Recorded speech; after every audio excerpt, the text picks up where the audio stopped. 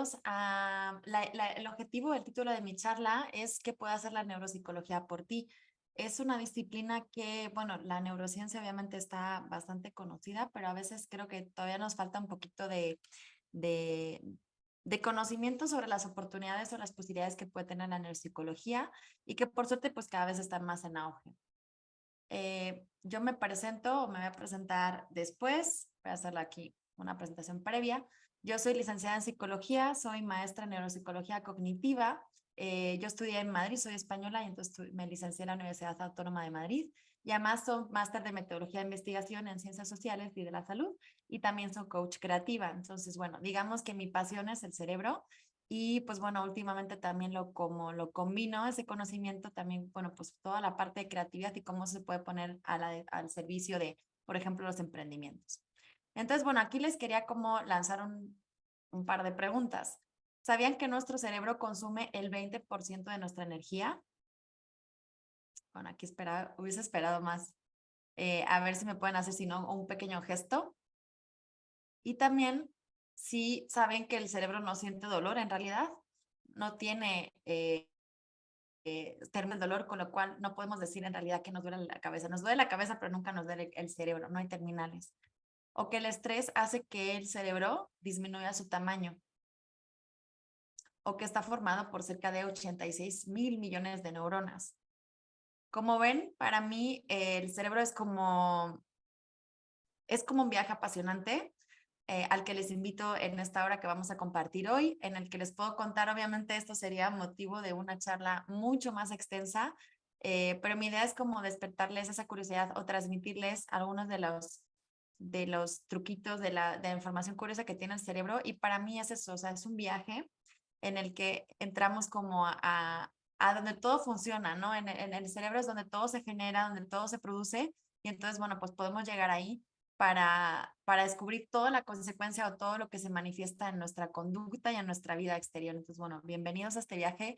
Espero que me acompañen hasta el final y si quieren, pues precisamente en ese momento será el perfecto para hacer cualquier duda. En todo caso, si tienen alguna duda puntual, me la pueden decir, pero si no, podemos dedicar el final de la sesión para aclarar todas las dudas y curiosidades que les pueda despertar. Entonces, me gusta mucho utilizar esta frase del Premio Nobel de Medicina que indica que la neurociencia es por mucho la rama más excitante de la ciencia porque el cerebro es el objeto más fascinante del universo. Cada cerebro humano es diferente y el cerebro hace que cada ser humano único y define quién es. O sea, en realidad en el cerebro es donde todo nace y por eso a mí me apasiona y por eso también a la vez, pues todos los cerebros son distintos, todas las personas son distintas, todos pensamos las cosas de forma distinta, percibimos el mundo de forma distinta y cuando uno se adentra como a todo el potencial que tiene el cerebro, pues en realidad es como una rama que nunca termina, ¿no? Porque siempre va a haber como un cerebro nuevo que explorar. Entonces, bueno, vamos a empezar. Les quiero presentar primero qué es la neuropsicología. Entonces, bueno, así a grandes rasgos se define como el estudio de la relación entre la conducta y el cerebro. ¿Y qué significa esto? Bueno, tenemos el cerebro y entonces tenemos una determinada tarea en la que nosotros podemos determinar debido a la tarea, el funcionamiento del cerebro en ese momento, ¿no? Entonces tenemos como esa línea en la que, ok, podemos establecer los que son los test cognitivos y a través de sus resultados podemos determinar si hubiese algún tipo de afectación, de lesión o de alteración a nivel neurobiológico o podemos en realidad hacerlo a la inversa. Ahí no sé por qué no funciona el cursor. Ahí, entonces nos puede dar esta información o en realidad es al revés también. Puede ser que tengamos una persona que ha podido tener un trastorno de neurodesarrollo, ha tenido una lesión, ha tenido un retraso madurativo, ha tenido un accidente cerebrovascular, incluso un traumatismo y entonces obviamente hay una afectación, digamos, a nivel físico del cerebro. Entonces lo que podemos hacer es determinar por medio de los test cognitivos y obviamente aparte de otras pruebas cuál es el grado de afectación o realmente a qué áreas está afectando esa lesión, digamos.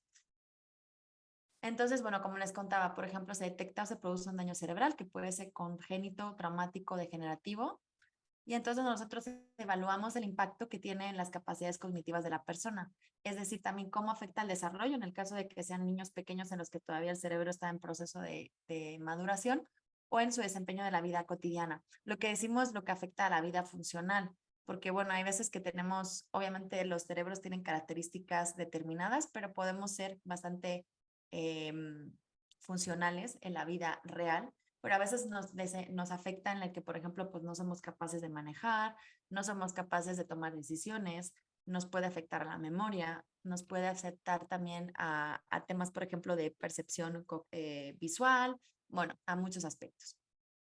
Y como decíamos, pues también puede ser lo contrario, que podamos aplicar una serie de test o incluso por medio de la observación, identificamos determinados comportamientos o rendimientos anómalos.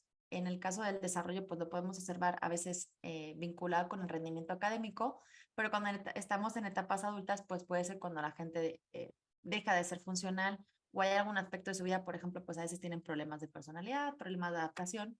Pues en ese momento lo que hacemos es, digamos, vamos hacia atrás y ok, lo que hacemos es evaluar, podemos utilizar técnicas de imagen para descartar o confirmar la sospecha de algún tipo de daño cerebral. Digamos que ya pasaríamos a las pruebas médicas en las que obtenemos por diferentes metodologías información sobre la foto del cerebro, ¿no? Cómo está a nivel físico.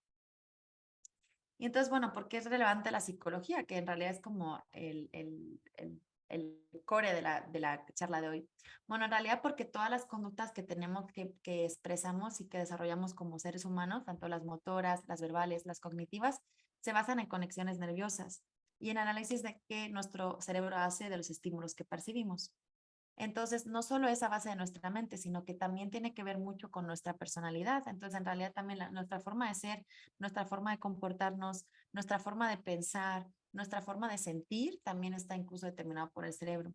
Y entonces es lo que determina cómo nos relacionamos con el mundo, cómo lo interpretamos y también cómo respondemos a él. Entonces, por eso también es muy importante porque incluso en condiciones psicopatológicas, como puede ser la esquizofrenia, el TDAH, el autismo o demás, también hay mucho, una gran parte de neuroanatómico, es decir, que hay alteraciones a algún nivel del sistema nervioso central o periférico que pueda afectar a esa condición. O también puede haber como una afectación exacta a ese nivel, como cambios en neurotransmisores en el caso de la depresión. La depresión sucede porque, entre otras circunstancias, pues a veces no tenemos suficientes niveles de determinados neurotransmisores como la dopamina, por ejemplo. Serotonina también. Luego, además, es importante también conocerlo porque los tratamientos farmacológicos a cualquier nivel en muchas ocasiones también afectan al sistema nervioso, sobre todo, por ejemplo, en el caso de psicopatología. Entonces, por ejemplo, conocer cómo funciona el sistema nervioso sin duda nos permite comprender también los efectos que pueden tener esos tratamientos para elegir la mejor medicación y también poder distinguir si los cambios en el rendimiento o comportamiento de la persona se pueden deber a ello o no, o al menos trastorno. Por ejemplo, nosotros exactamente la depresión a veces es tratada con ansiolíticos o con otro determinado tipo de tratamientos farmacológicos, pero a veces eso afecta también al rendimiento que pueden tener en tareas cognitivas. A veces se enlentecen o a veces pueden estar más despistados o pueden tener incluso problemas de memoria. Entonces es importante que tengamos en cuenta las medicaciones que toma la persona porque no podemos saber si ese lentecimiento que está mostrando o esa determinada característica en realidad es por la medicación que está tomando o porque en realidad es por el mero trastorno. Y bueno, pues en realidad hace unos años, por suerte, la verdad es que es una rama de la psicología que cada vez está en auge, está más en auge, sobre todo especialmente también con la parte de la neurociencia, que también obviamente al final la neuropsicología es un punto de encuentro entre la neurociencia, la neurología y la psicología, es decir, no nos quedamos limitados en el aspecto biológico como haría la neurología, sino que un poco lo relacionamos con el comportamiento, con la conducta, y ahí es donde la psicología entra en juego. Y luego, bueno, además, porque como ya les decía, en mi opinión personal, el cerebro es apasionante. Bueno, entonces comentemos por el principio, antes de obviamente hablar de todo lo que hace un neuropsicólogo, pues es importante que tengamos algunas nociones básicas del sistema nervioso. Empecemos por lo más básico y es que obviamente el sistema nervioso está basado y está formado por un tejido que está muy, muy especializado en cuanto a su sistema de comunicación, que es el tejido nervioso.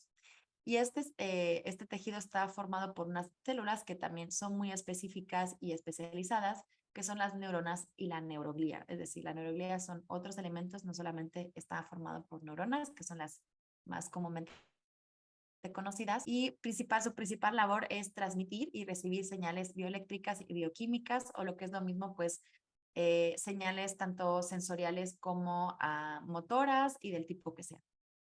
En realidad, pues hasta el principios del siglo XX fue Santiago Ramón y Cajal el que propuso su teoría celular versus la teoría que había previamente y entonces es la que está vigente hasta el día de hoy.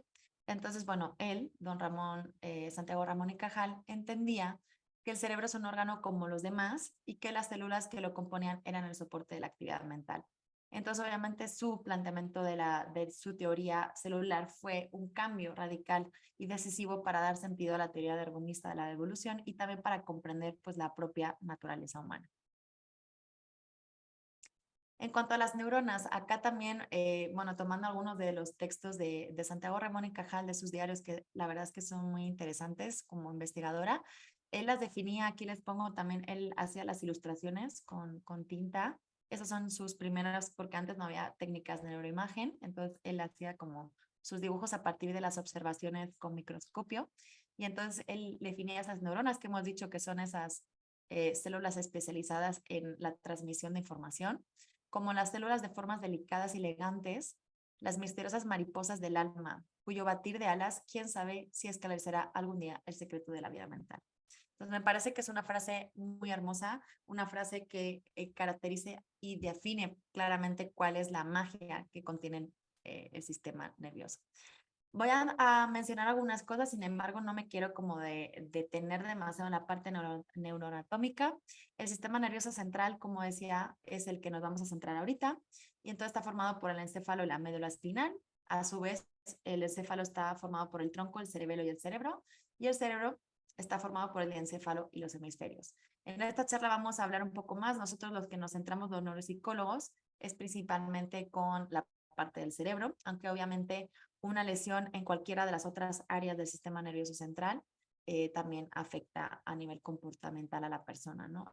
Obviamente a partir del tronco cerebral, que es como la parte se llama como la estación de cambio, ¿no? Entre la médula y el cerebro, pues a veces lesiones por debajo de ahí normalmente suele afectar más a la parte motora, entonces genera parálisis y normalmente las funciones superiores entendidas como el lenguaje, la comprensión y demás, suele estar obviamente al cargo de los hemisferios. Y entonces, bueno, aparte de eso, luego tenemos el sistema nervioso periférico, en el que, bueno, están los ganglios nerviosos, los nervios espinales y los nervios craneales. Bueno, como les comentaba, pues al final el sistema nervioso central es como un continuo, es un flujo de información en el que encontramos, perdón, una disculpa, la información sensorial se capta a través de las extremidades, de las manos, de los brazos, de las piernas y, bueno, a nivel, digamos, del cuerpo. Esa información sensorial es la que es captada por los nervios y que, digamos, pasa a la médula espinal, que lo que hace es como si fuese un elevador, pues sube la información hacia el encéfalo, que es el que le da sentido y es el que procesa la información. Entonces, digamos que recibimos toda la información, ok, imagínense, a través de la piel percibimos la temperatura, es una información sensorial, sube por la médula espinal, obviamente pues pasando por el tronco encefálico y haciendo las paradas que tiene que hacer. Y en el cerebro la área específica relacionada con la temperatura, ok, interpreta esa señal quiere decir que está haciendo mucho calor, ok, pues entonces tomamos decisiones, ¿qué es lo que tenemos que hacer? Entonces, desde la parte cortical, el cerebro decide, ok, pues igual es el momento de prender el aire acondicionado y entonces pues vamos a estar un poco más fresquitos. Entonces, ¿qué se va derivado de eso? De la toma de decisiones también hay una acción, perdón, hay una acción motora, entonces hay una señal que va desde el cerebro hasta otra vez la médula espinal que la lleva a los lugares adecuados y en este momento sería, pues, por ejemplo, darle la orden al brazo ¿no? Y al cuerpo, por ejemplo, las piernas, de irnos al lugar donde está la máquina del aire acondicionado, decir a nuestra mano que le dé el botón on y entonces ahí es donde, digamos, estamos también haciendo una acción de acuerdo con la información que hemos percibido. ¿Por qué es tan importante el sistema nervioso central? Bueno, como hemos dicho un poquito brevemente antes o he mencionado, el comportamiento humano es reflejo directo de la anatomía y la fisiología del sistema nervioso central. Entonces, cualquier afectación que haya ahí puede estar determinado y puede determinar el comportamiento humano. Igual, si observamos determinadas características de comportamiento, pues podemos suponer que puede haber algún tipo de afectación a nivel del sistema nervioso central. Además, los procesos mentales complejos están representados en el cerebro por sus componentes elementales, como son, pues decíamos, la memoria, la atención, la planificación, la flexibilidad. Y además, estas funciones mentales están constituidas por subfunciones o interconexiones en serie y en paralelo entre distintas regiones cerebrales. ¿Esto qué significa? Nosotros en el cerebro vamos a ver, que les voy a explicar, que hay determinadas áreas diferenciadas con funciones diferenciadas y que obviamente unas funcionan en cadena con otras, pero a veces también funcionan en paralelo. Nosotros, a la vez que yo ahora mismo, mi cuerpo está percibiendo la temperatura del ambiente, eh, mi cuerpo, o sea, mi boca está hablando y mi cerebro está planificando y ordenando qué es lo que tengo que decir, que en realidad eso viene de las áreas de la memoria, porque pues yo ya estudié estos contenidos y soy capaz, ¿no? Voy al almacén, recupero la información que ahorita estoy transformando y les estoy comunicando ahora en una forma oral. Entonces, obviamente, hay muchas funciones que están funcionando en paralelo. El sistema nervioso funciona en serie, porque a veces es como una consecución de determinadas fases, pero también en paralelo. Y luego además, pues es que hasta el comportamiento motor, como estábamos diciendo, los ciclos de sueño-vigilia, el equilibrio cuando caminamos, si tenemos hambre o no sentimos hambre, si tenemos determinadas, pues hablamos también todo lo que tiene que ver con la homeostasis, pues todo eso también tiene que ver con el sistema nervioso. Entonces, por eso es tan relevante en su estudio. Entonces, bueno, pues aquí entrando un poco en la estructura cerebral, digamos, de la parte en la que vamos a detenernos un poquito más, encontramos los hemisferios cerebrales, que ahora veremos que son dos, y el de encéfalo, que es la parte como interna, que en realidad es como el cerebro más primitivo, es el más antiguo, y digamos que los hemisferios cerebrales, en cuanto al desarrollo a lo largo del tiempo, o sea, a nivel de como especie, es lo que se ha desarrollado más tarde. Entonces, bueno, como decíamos, teníamos dos hemisferios cerebrales, el izquierdo y el derecho, que están divididos y separados por la fisura interhemisférica y que en realidad no están separados, obviamente ya creo que lo saben, entonces hay una pequeña fibra que une los dos hemisferios como si fuese pues un pegamento o una plastilina, que es el cuerpo calloso, y el cuerpo calloso lo que permite es que los hemisferios compartan información porque obviamente también nosotros estamos recibiendo información que hablábamos de información sensorial por los dos hemisferios. Tenemos dos ojos, dos manos, dos piernas, dos oídos. Entonces también nosotros estamos procesando la información además cruzada, es decir, todo lo que percibimos por el lado derecho, especialmente hay algunos sentidos que no están cruzados, pero todo lo que percibimos en el lado derecho se procesa del hemisferio izquierdo y todo lo que se procesa del hemisferio izquierdo, o sea, que se percibe, perdón, se procesa en el hemisferio derecho. Entonces, por eso, por ejemplo, en cuanto al oído y a la vista, es importante la comunicación entre los hemisferios porque nos permite que nosotros podamos ver la foto completa. Nosotros cuando vemos el mundo exterior no estamos viendo solamente una mitad, si no tenemos ningún tipo de afectación, sino que vemos la foto completa y entonces por eso es la comunicación entre ambos. Entonces, bueno, ¿a qué se dedica cada uno de ellos? Encontramos, estos son como aspectos generales. A veces, incluso en los zurdos, esta información se cumple, solo que hay veces que sí que hay gente que tiene la tarea cruzada, entonces en realidad el izquierdo, el del razonamiento sería el derecho, pero en realidad no tendría por qué ser así, independientemente si uno es diestro o zurdo. Entonces el hemisferio izquierdo es el que comúnmente se conoce más como el hemisferio racional, el serio, el analítico, ¿vale? Entonces ahí están vinculadas las funciones, por ejemplo, del razonamiento abstracto, el lenguaje hablado, todo lo que es la parte oral expresiva del lenguaje, eh, pertenece al dominio de ese hemisferio, también el lenguaje escrito, porque es una expresión del lenguaje, la habilidad científica, ¿no? En cuanto a la capacidad de análisis, de síntesis y demás, pues también tiene que ver con la parte más racional del el izquierdo, la habilidad numérica y obviamente pues el control de la mano derecha y bueno, de las extremidades del lado derecho.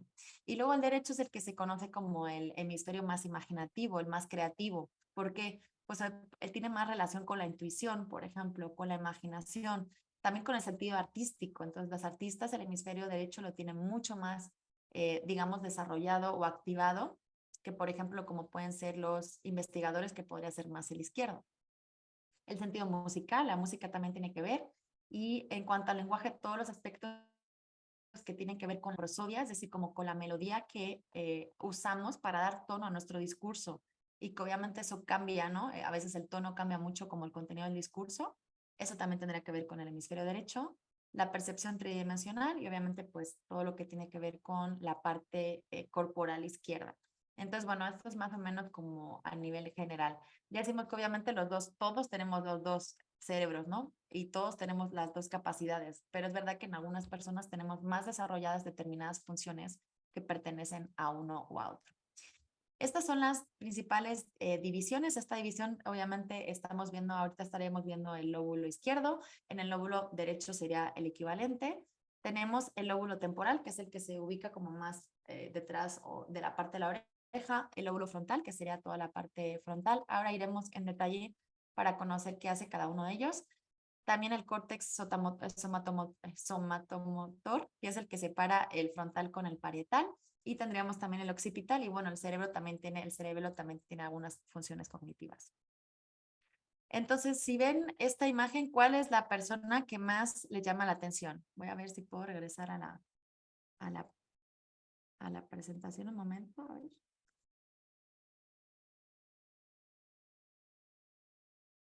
Bueno, a cada uno le llamará la atención posiblemente a alguien en concreto, pero normalmente a veces suele ser esta la persona. ¿Qué es lo que nos sucede a veces cuando estamos en un sitio en el que hay muchísimas personas y de repente encontramos a esa persona conocida, que hace mucho tiempo incluso que igual no la vemos?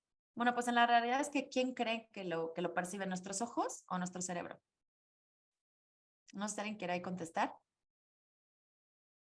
Si no, continúo. Pueden reactivar su audio para poder participar dentro de la clase. Ay, lo escuché muy bajito. ¿Podrían? Sí, les estaba diciendo que pueden reactivar su audio para Ah, poder participar dentro de la gracias. clase. En Sí. cuanto Tamara les indique que pueden participar, lo pueden hacer. Sí, igual tiene que haber sido más explícita. Sí, es que como tengo la presentación no veo, porque a veces una Sí, no, compañera está contestando, no puedo ver bien el chat, sí, pero ahí ya lo encuentro.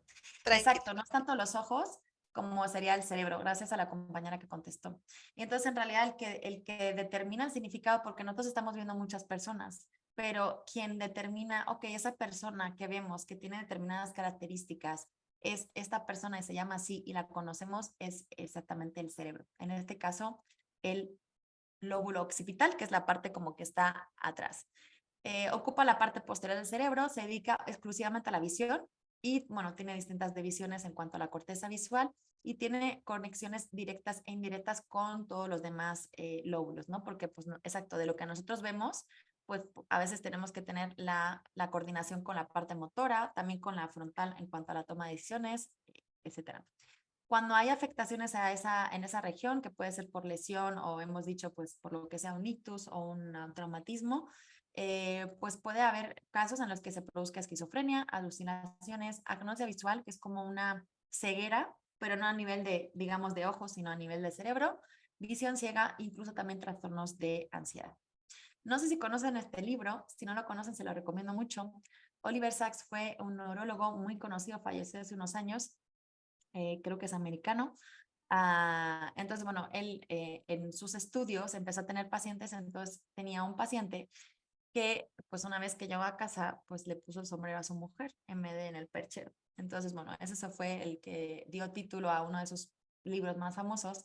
Y lo que le sucedía a esa persona precisamente es eso, no es que no fuera capaz de ver el perchero, pero cuando veía los rasgos de su mujer, que igualmente era alta, era delgada, lo vio como, ¿no? O sea, su cerebro no pudo etiquetarlo, no pudo reconocerlo como lo que realmente era, sino solamente pudo percibir, digamos, la parte física, la parte sensorial, no le dio el significado, no le dio la palabra. Entonces, pues la persona, pues obviamente actuó en consecuencia y le ponía pues el sombrero encima. ¿No se escucha bien? En microsegundos se te llega a cortar la voz, pero sí se llega, bueno, yo sí llego a percibir bien lo que quieres transmitir y demás. No sé si alguien más, aparte de Carlos, tiene algún inconveniente para escuchar a Tamara. Sí, por ver un poco ahí que buscamos. Ajá, para que ella, bueno, podamos solucionarlo. Sí, se escucha poquito cortado la voz. Ok, no sé si sea de la red. Ay, lo único que hará cambiar el set va a ser un poco más complejo con el micrófono. Vale. Sí, pero es como por un microsegundo, o sea, sí se llega a percibir lo que quieres Ok, transmitir, Tamara. vale, entonces continuamos, no quieres que, es que si no, sí que sería un poco, me tomaría un poquito como cambiar de spot, pero bueno, vemos, avanzamos un poquito y si ven que hay mucho problema, pues intentamos Sí, buscar alguna opción. Internet, pues aquí a México a veces no funciona tan bien, entonces sí, sí puede ser por eso. Una sí, disculpa por ahí. sí, Vale, entonces, bueno, luego tenemos el lóbulo parietal, que sería como el siguiente, que, bueno, se encarga de funciones cognitivas superiores. Esta parte vamos a comentarla, pero no quiero como entrar en mucho detalle de algunas cosas, sino, bueno, quiero que como le pongamos más en lo siguiente.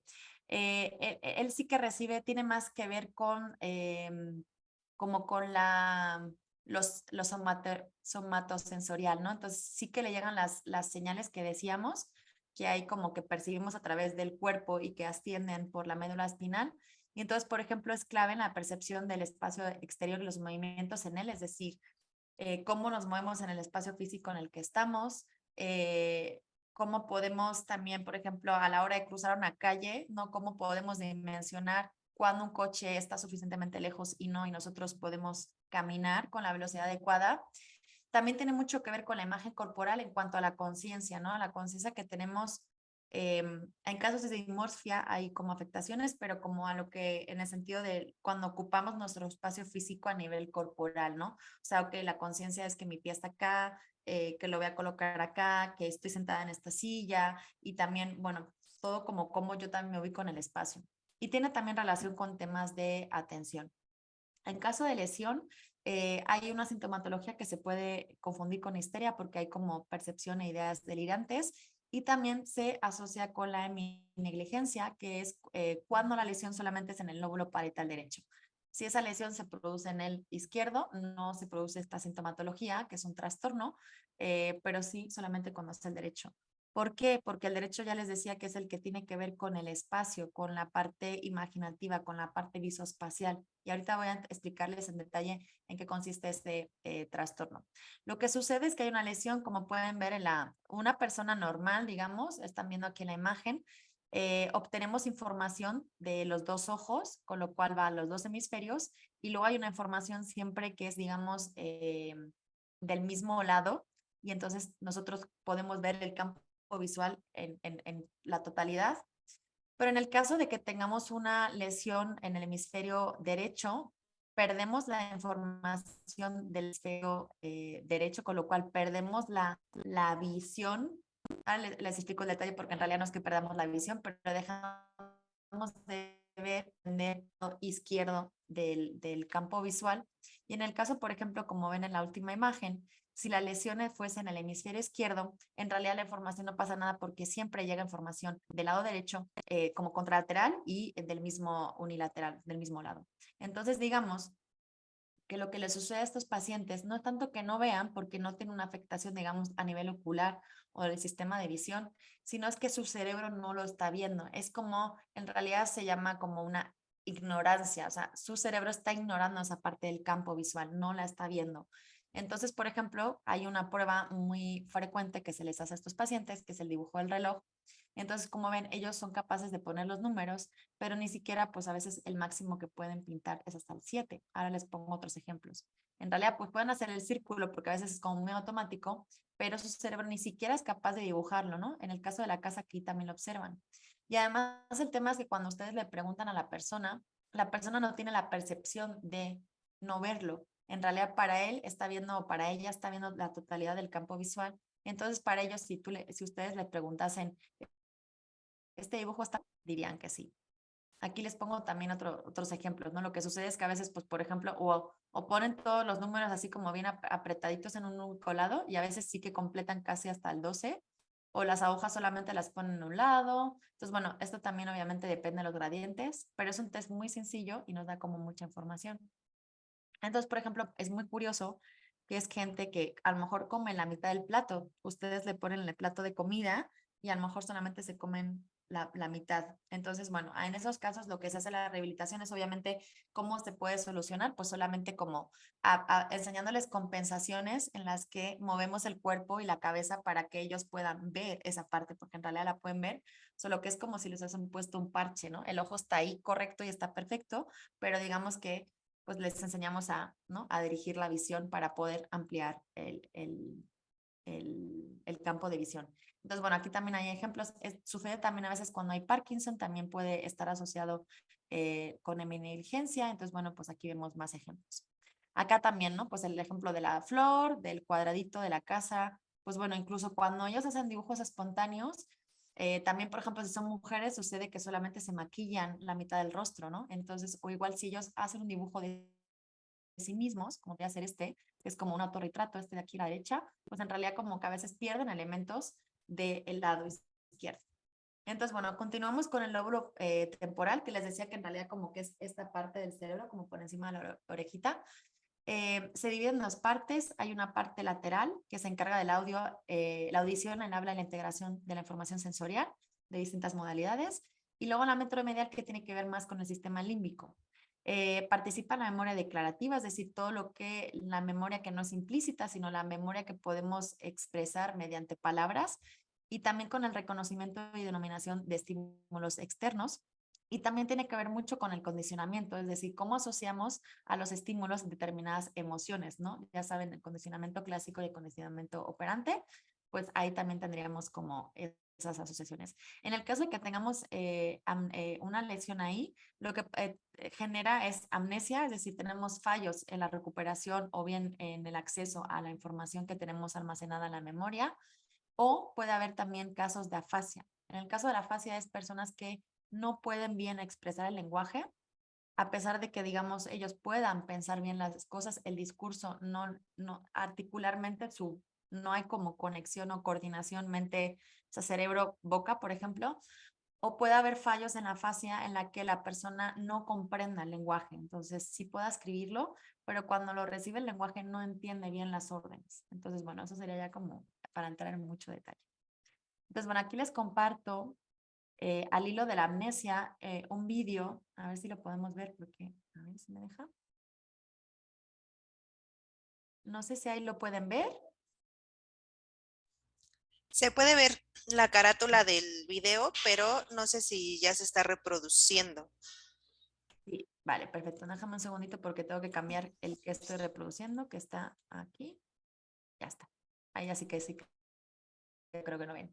Bueno, eso es un vídeo en el que se le está poniendo a una antigua bailarina de ballet una canción del Lago de los Cisnes y ella tiene Alzheimer. Entonces perciben.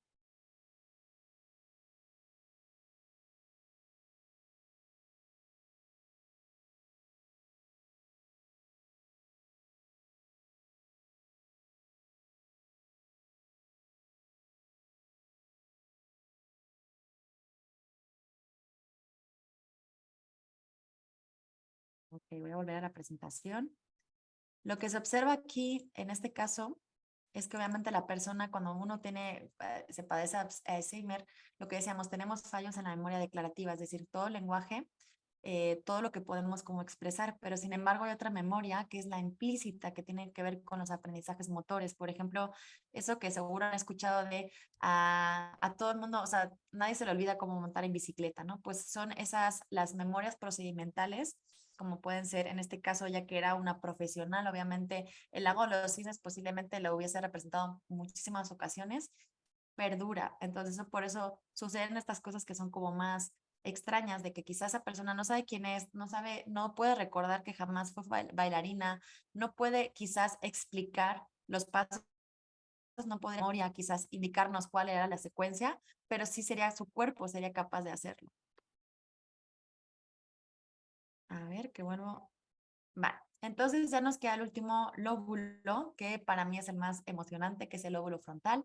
En neuropsicología se le conoce y en la ciencia muy frecuentemente como el director de orquesta. ¿Por qué? Porque su principal función, digamos, es coordinar las funciones del resto de aspectos del cerebro para que funcionen correctamente, digamos. Entonces hace que, pues eso, los instrumentos de aire, los instrumentos de cuerda y que cada uno en sus funciones y que cada uno toca en su propia melodía, pues que todo esté coordinado de manera que sea coherente y que todo funcione en orden. Aparte de otras funciones, pero digamos que es como el jefe de la oficina, ¿no? Entonces, coordina todas las funciones superiores, como hemos dicho, entonces tiene conexiones con todos los lóbulos y también con la médula espinal y con el tallo. Entonces, ¿de qué se encarga el lóbulo frontal? Pues bueno, como integra toda la información, porque también es el que, al que le llegan todo, ¿no? La información de los empleados, entonces esto, lo que hace es la toma de decisiones, también se encarga de la planificación y la organización, tiene que ver mucho con la gestión del tiempo, por ejemplo, tiene que ver con la solución de problemas, con la autorregulación de la conducta, ¿no? Porque a veces sabemos que hay determinadas cosas que no está bien hacer en determinados contextos y otras sí. Entonces, bueno, pues todo lo que tiene que ver con la regulación de la conducta, tanto emocional como conductual y motora, y la autoconciencia, ¿no? Como, digamos, tiene que ver mucho con rasgos como de personalidad, con nuestras actitudes, con nuestros valores, con la capacidad de juicio que tenemos, pues también reside esa capacidad en la parte frontal. Y luego además, pues también tiene que ver con las áreas motoras.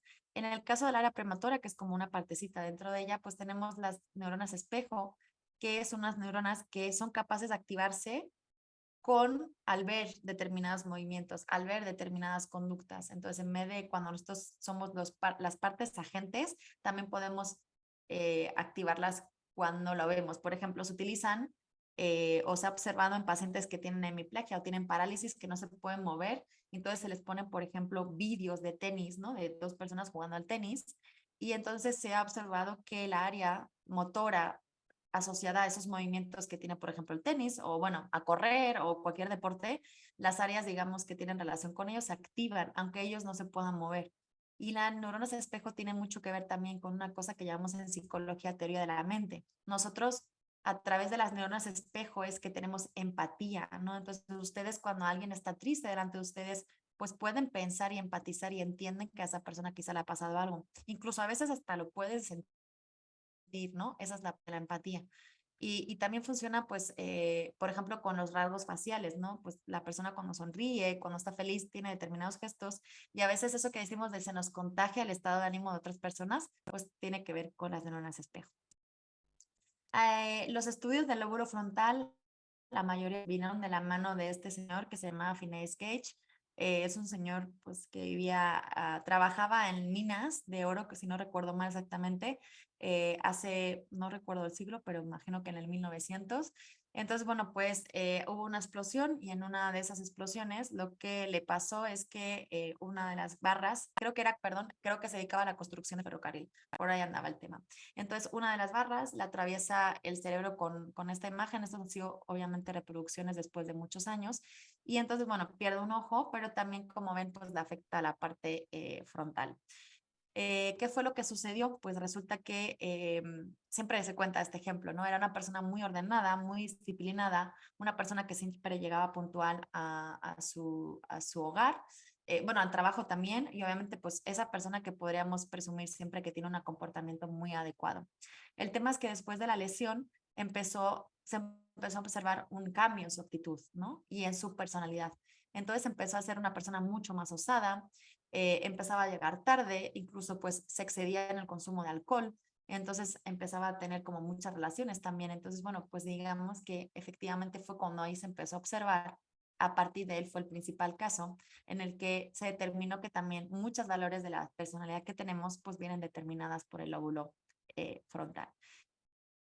Entonces, ¿qué puede pasar si tenemos a una lesión? Bueno, alteraciones conductuales, ¿no? Por ejemplo, los niños de TDAH pues tienen afectación en el lóbulo frontal y eso hace que sean como esa hiperactividad, ¿no?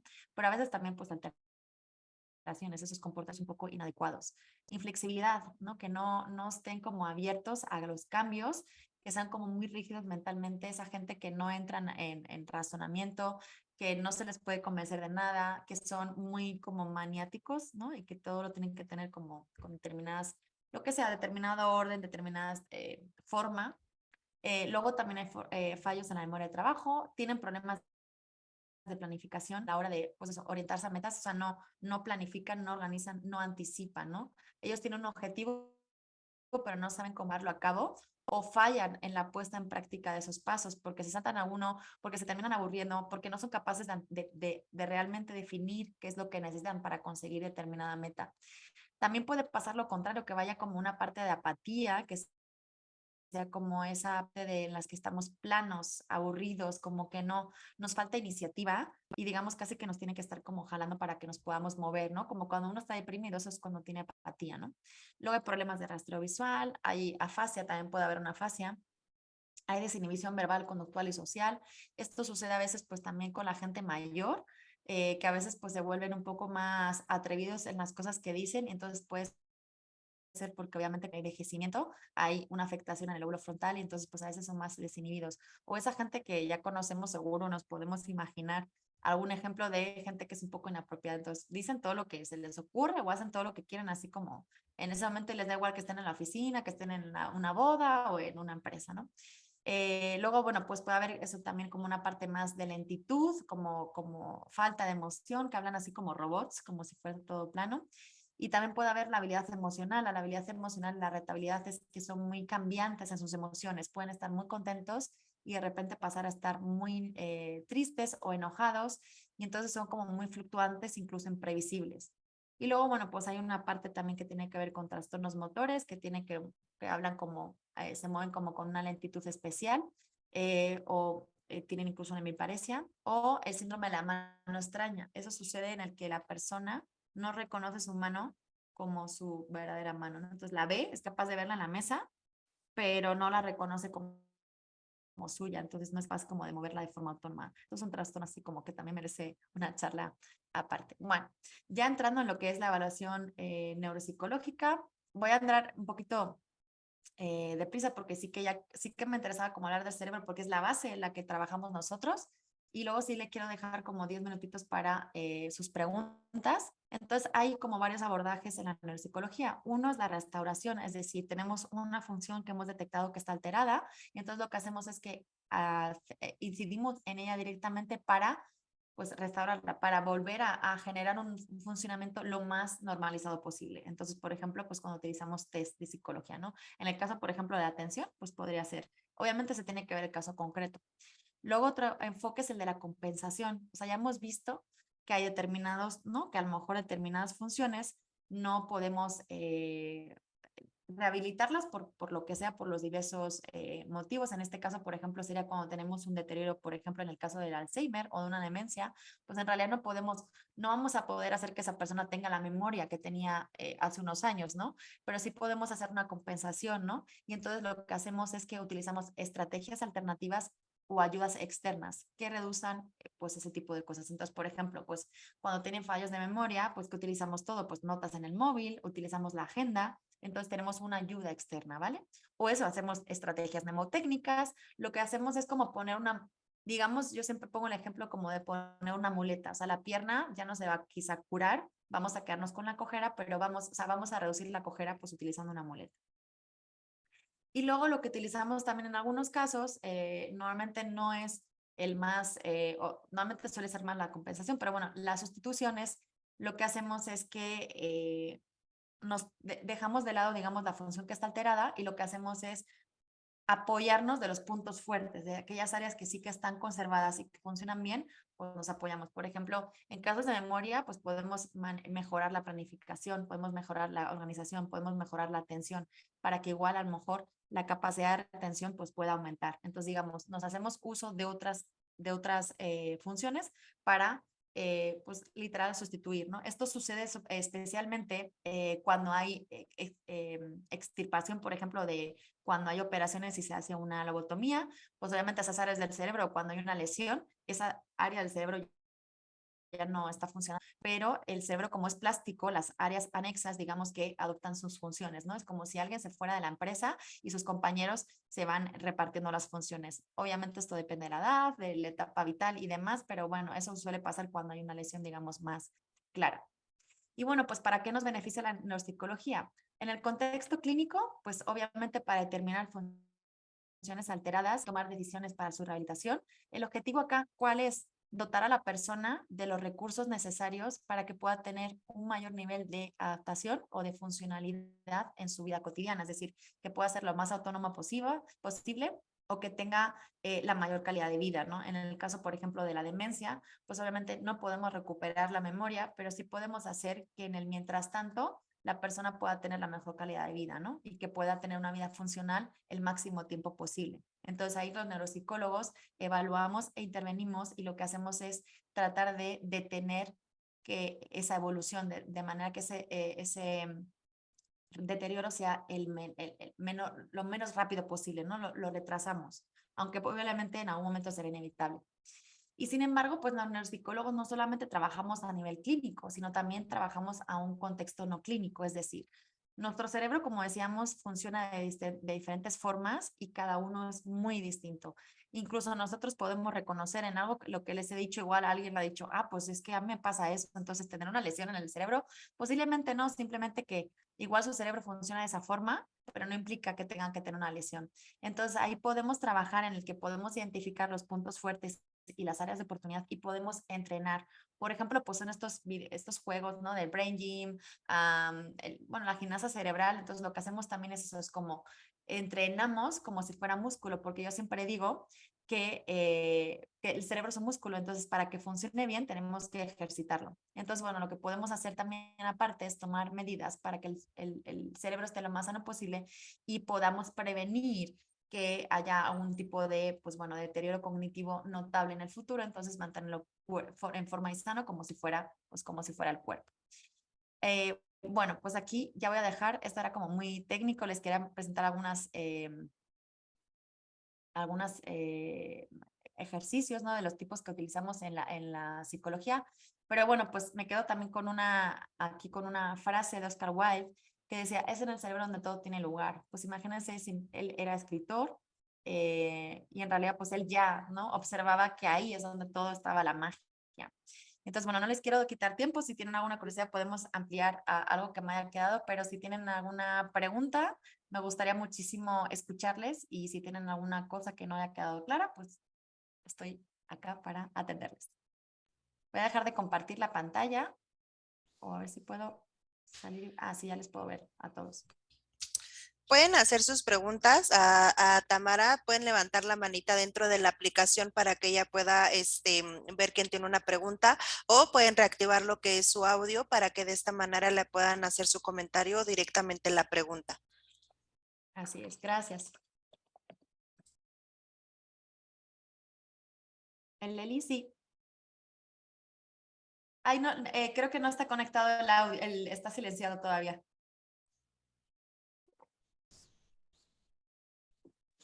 Y ahí me escucha. Ahora sí, ahí ya está perfecto. Sí. Gracias desde Santo Domingo. Me siento completamente agradecido. Una práctica eficiente con mucha capacidad y esperamos nosotros tener la oportunidad de seguir escuchándolo. Muchas gracias. Muchísimas gracias. Gracias por estar aquí y tomarse su tiempo también para acompañarme hoy. Gracias. ¿Alguien más? No sé si también como hay gente que ha podido entrar un poquito más tarde, no sé si tienen alguna duda porque se han perdido la parte del inicio. Shirley. Buenas tardes. Hola, buenas tardes desde Nicaragua. Quería hacerte una consulta. Es cierto, he escuchado bastante que la parte del lóbulo frontal es la última en desarrollarse, ¿o no es cierto? ¿O cómo es el desarrollo en la parte cerebral? Sí, qué padre que me hagas la pregunta, porque la verdad es que es verdad que en una hora pues no da tiempo ¿no? a ver todo esto. Es la última parte que se desarrolla el cerebro. Lo que sucede en el cerebro es que, digamos, se empieza a desarrollar de atrás hacia adelante, es decir, el lóbulo frontal es el último, y cuando se degenera, en el caso ya cuando envejecemos, es al revés, de repente empezamos como a deteriorarnos de adelante hacia atrás, de manera que es muy raro que lo primero que perdamos sea como la parte visual, por ejemplo. Entonces, normalmente es el pico, normalmente se considera más o menos con un buen desarrollo a partir de los 18 años. O sea, estamos como toda la adolescencia, toda la infancia en el desarrollo del lóbulo frontal, pero incluso hasta la treintena seguimos desarrollándolo. Por eso también por ejemplo, bueno, muchos estudios, ¿no? Ahora, por ejemplo, la gente más joven que consume, pues igual marihuana desde muy temprana edad, pues porque a veces también se están viendo como deterioros, ¿no? Y que a veces están mucho más despistados de lo normal, pues es porque su sistema frontal, especialmente el lóbulo, no está desarrollado del todo, pero incluso hasta los 30 todavía estamos en desarrollo. Y luego ya, pues sí, ya hay una parte en la que más o menos estabiliza y sí que más o menos, pues lamentablemente ya pasamos como bajando la curva, ¿no? pero sí, es el último, exacto. Es muy interesante la pregunta. Por eso también incluso en clínica, ¿no? Con los niños, pues también a veces es importante hacerles un seguimiento hasta que son adultos, porque todavía obviamente hay una parte que desarrollo evolutivo, ¿no? Entonces ya, pues hay algunos síntomas que a veces se tranquilizan un poco, pero más tarde, ¿no? Lo que sería como una conducta esperable cuando se tienen 12 o 13 años, pues igual a lo mejor estos niños se da cuando ya son adultos, pues ya de 20 y algo, ¿no? Gracias, Shirley, por la pregunta. Jenny, buenas tardes.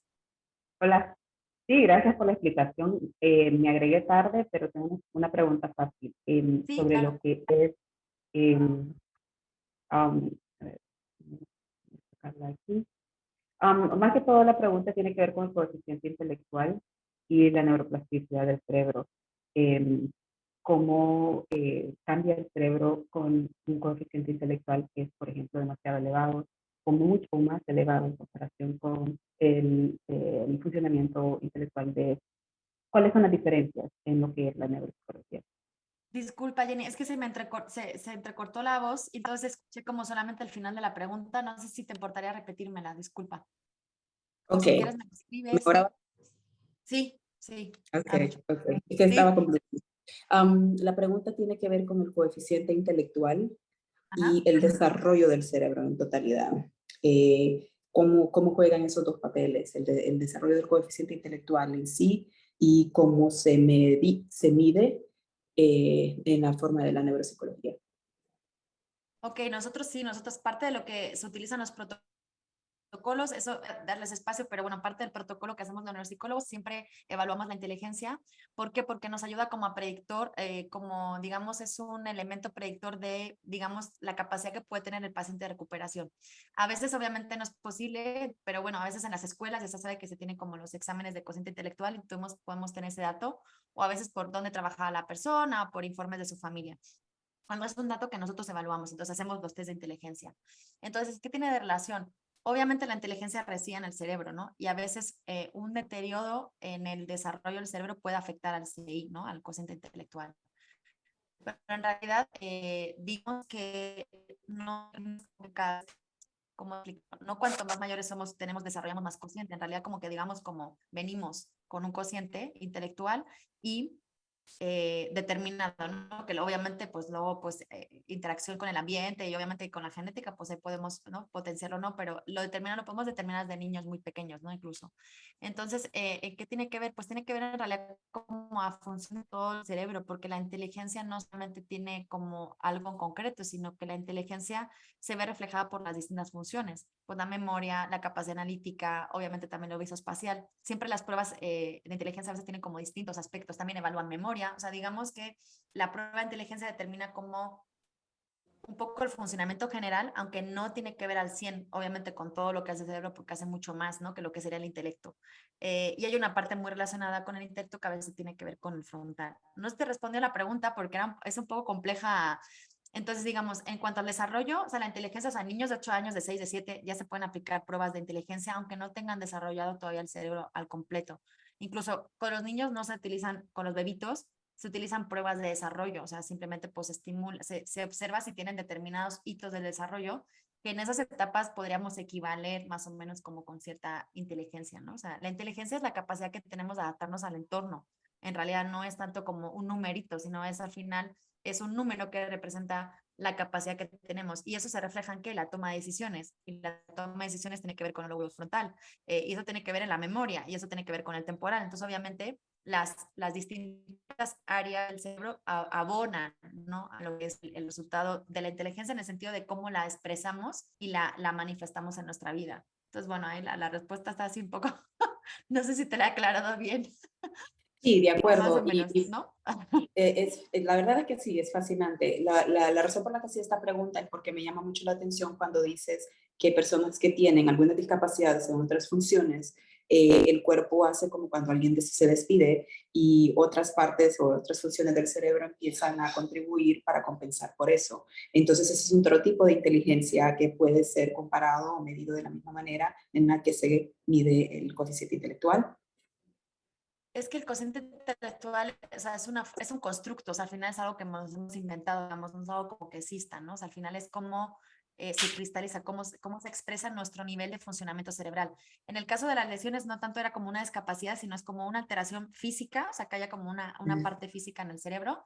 Entonces, por ejemplo, imagínate que haya un niño que tenga una lesión, que a veces tiene una caída o tiene un tumor, y entonces, digamos que por lo que sea, esa área del cerebro queda invalidada. Como es un cerebro en desarrollo, se produce la sustitución. El cerebro lo que hace es que, digamos, se ponen todos en piña y las células de alrededor van empezando a compensar. Incluso hay gente que funciona y le han tenido que extraer la mitad del cerebro y la gente funciona. Obviamente, si eso te pasa en una etapa posterior, te puede afectar. Entonces, por ejemplo, eso. En una etapa, digamos, en la que todavía estás en desarrollo del cerebro, si tienes una lesión, no tendría por qué afectar a tu CI, por ejemplo, a tu cociente intelectual. No tendría por qué. Podría, dependiendo de qué área. Pero cuando normalmente ya te toca en una etapa posterior en la que ya tenemos todas las funciones desarrolladas, es decir, en una etapa adulta, una lesión sí te puede quitar puntos de CI, porque obviamente vas a perder razonamiento, vas a perder capacidad visoespacial, no vas a ser capaz de hacer los números, las cuentas numéricas, no vas a ser capaz de razonar de manera lógica, entonces vas a perder, o sea, vas a perder CI. Entonces vas a perder, digamos, inteligencia sí lo vas a perder, ¿no? Y obviamente funcionalidad, ¿no? A nivel de tu vida diaria. De acuerdo. Gracias.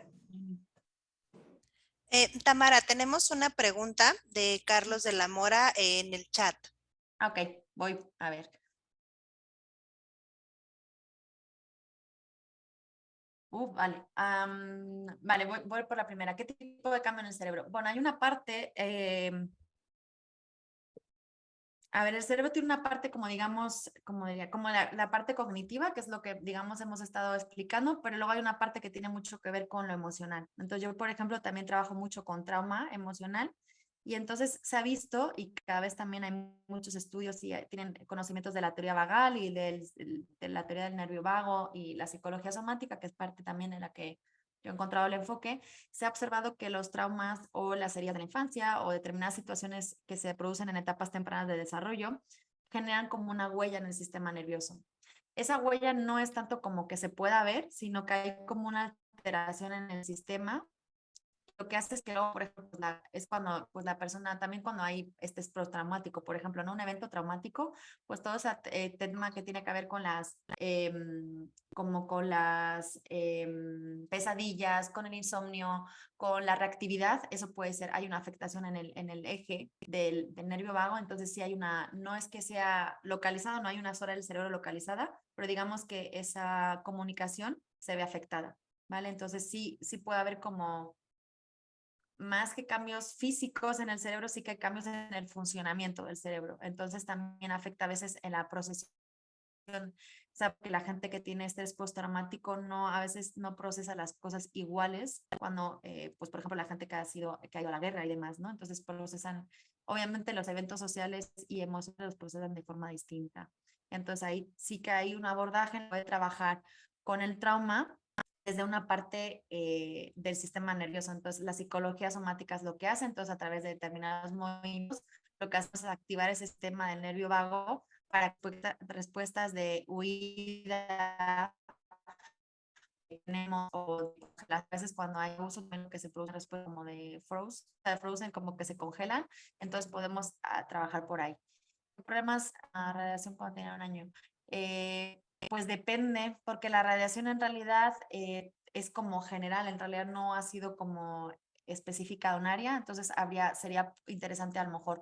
Obviamente si la persona no manifiesta, o sea, lo que les quiero transmitir es que si la persona no manifiesta ningún tipo de dificultad en su funcionamiento de la vida, tienen en la escuela, no tienen presentación, o sea, digamos, no tienen insomnio, o sea, cuando no vemos nada manifiesto, en principio no tendría por qué haber pasado nada. Pero si encontramos, por ejemplo, en el caso que me comentas, compañero Carlos, del adolescente, si observamos que pues tiene problemas de concentración o que tiene problemas no sé, de desinhibición, fuera ya de lo que sea lo típico, obviamente, de la adolescencia, porque pues obviamente tenemos que tener en cuenta las etapas vitales, pues podríamos sospechar que pudiera ser. Entonces, no es que sea específico porque una radiación entiendo que es un daño como muy general, puede ser una afectación general. Entonces, no, a menos que pues haya recibido radiación en una zona específica, ¿no?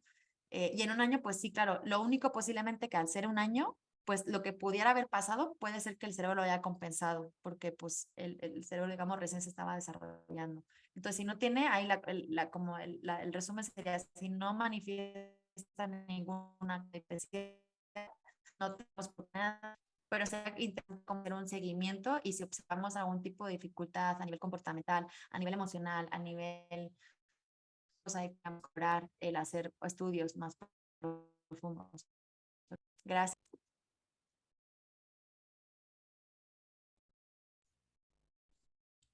¿Alguien más tiene alguna aportación o alguna duda acerca de la clase?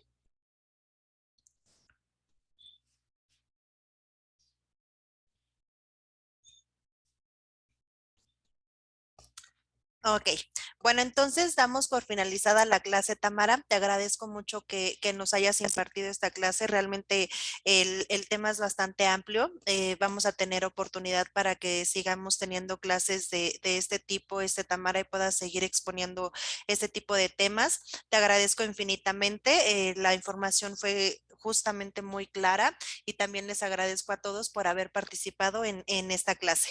Perdón. Sí, Gustavo. Discúlpame, es que por franja horaria estoy en Colombia y entré a las 3, pero de mi país. ¿La clase queda grabada para escucharla después?